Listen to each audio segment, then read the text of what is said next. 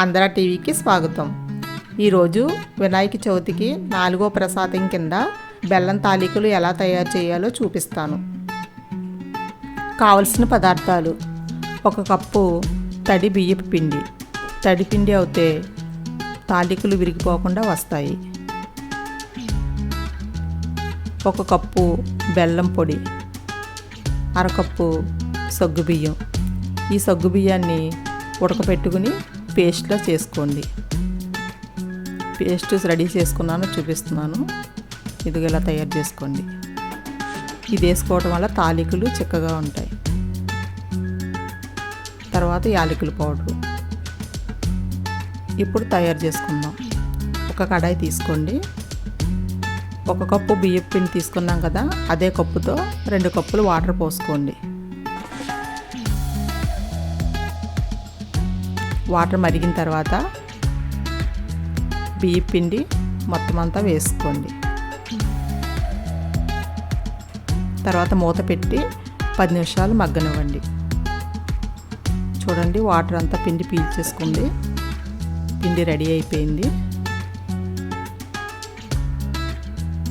ఇప్పుడు దీన్ని ప్లేట్లోకి తీసుకుని చల్లార్చుకుందాం.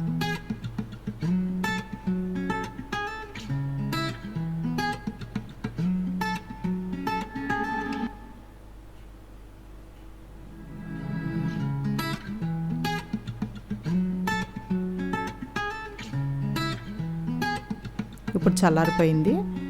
ఇలా చిన్న చిన్న ఉండల కింద తీసుకుని కొంచెం బియ్యం పిండి చేతికి రాసుకుంటే అంటుకోకుండా ఉంటాయి.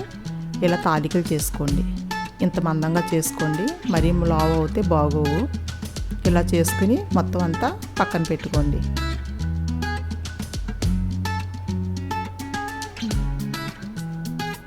తర్వాత అదే కడాయిలో 1 గ్లాసు నీళ్ళు పోసుకోండి. నీళ్ళు మరిగిన తర్వాత కొబ్బరి పౌడర్ ఎంత చూపించడం మర్చిపోయాను.